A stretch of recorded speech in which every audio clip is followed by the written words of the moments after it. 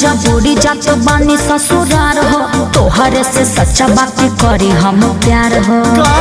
ससुरार जातारू? हाँ ए जान मजबूरी बा। हम जी के का करब?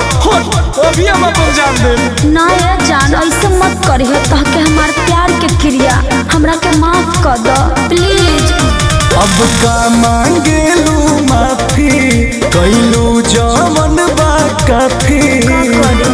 पियावा संग चल दिहनु हमसे करवत के, पियावा संग चल दिहनु हमसे करवत के। बिजली के तार पाई यार तोहर मोहरी लटक के, बिजली के तार पाई यार तोहर मोहरी लटक के। अरे कुल का कहता रो?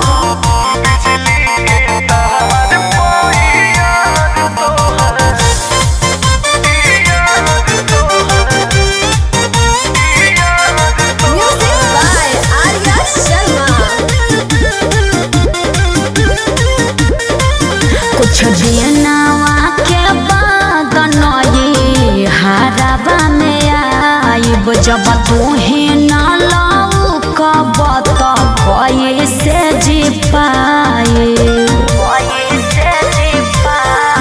बड़ी दुखी बनी दिल चकन चूर को दिहनु। अच्छा छोड़ो ना। चलनु ससुरा हमके मोहरेला मजबूर को दिहनु। का करी? अब जानी रोआ हमारे कोना में लिपट के, अब जानी रोआ हमारे कोना में लिपट के।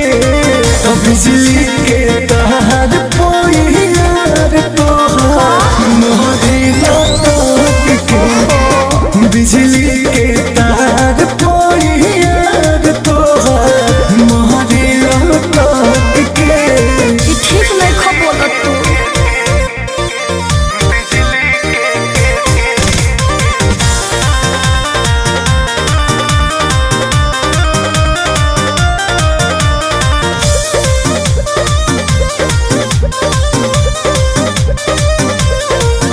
अंकुश राजा दी हो जाने जानवा के हो, तालाक दे के आइब सजनवा के हो।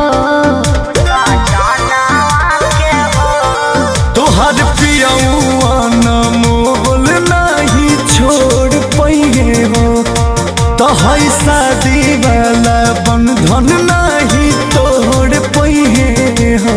का करी हम?